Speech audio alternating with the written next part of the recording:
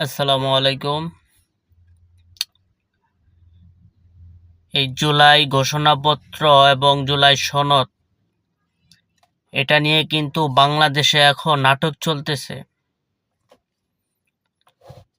সরকার এত নাটক করবে কি জন্যে? সরকার রাজনীতি দলদের এত তুয়াইতেছে কি জন্যে আমার বুঝে আসে না। জুলাই সনদ এবং জুলাই ঘোষণাপত্র সরকার ডাইরেক্ট ঘোষণা করবে। কে মানলো কে মানলো না এত কিছু দেখার দরকার আছে? আর সরকার যে এই যে সংস্কার কমিশনের খসড়া যে প্রকাশ করলো, বলল যে 2 বছরের ভিতরে এগুলা বাস্তবায়ন করতে হবে। 2 বছরের ভিতরে আগামী যে সংসদ আসবে তারা যে পাশ করবে এমন কোনো গ্যারান্টি আছে? তারা তো ক্ষমতা যায় এগুলো ছুঁড়ে ফেলে দিবে। এগুলা এই সরকারের গণভোটের মাধ্যমে কিংবা গণপরিষদ নির্বাচনের মাধ্যমে এগুলা আগে সংবিধানে লিপিবদ্ধ করতে হবে, নতুন সংবিধান রচনা করতে হবে, তারপরে নির্বাচন দিতে হবে সরকারকে। সরকার তো কোনো কাজই করতেছে না, খালি সংস্কার কমিশন নিয়ে বসতেছে। এই ধরেন এটা করে দিলাম, 2 বছরে আপনারা করবেন। 2 বছরে এটা করবে কিনা সন্দেহ আছে। 91 সালে যে 3 জোটের রূপরেখা ছিল ওগুলো কি বাস্তবায়ন হয়েছে?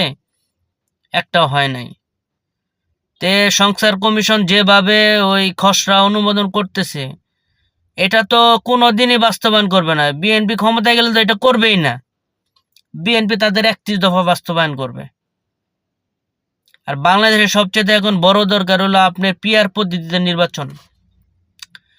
পিআর পদ্ধতিতে যদি নির্বাচন না হয় তাহলে বাংলাদেশও 100% ধরে রাখেন আগামী 10 বছরের ভিতরে আপনার স্বৈরাচার হয়ে উঠবে।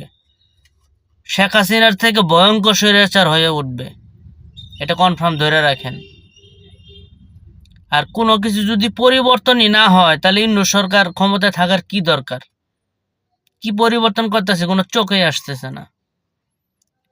নতুন সংবিধান প্রণয়ন করতেছে না, নতুন পুলিশ নিয়োগ দিচ্ছে না। কোন কাজটা করতেছে আমার তো মনে হচ্ছে না। তারা খালি সময় পার করতেছে। 3 মাসে দেশ উলট পালট করে দেওয়া যায় আর এখানে 1 বছর হয়ে গেছে গা। চাঁদাবাজেরা চাঁদাবাজি করতেছে প্রকাশ্যে, তাদের লিস্ট আসতেছে, তারপরেও তারা কোনো করে না। এই সরকার আসলে কোনো কামেরই হচ্ছে না। এই সরকার কাজ না করার কারণে শুধু নির্বাচন নির্বাচন করতেছে, এটাই রিয়েলিটি।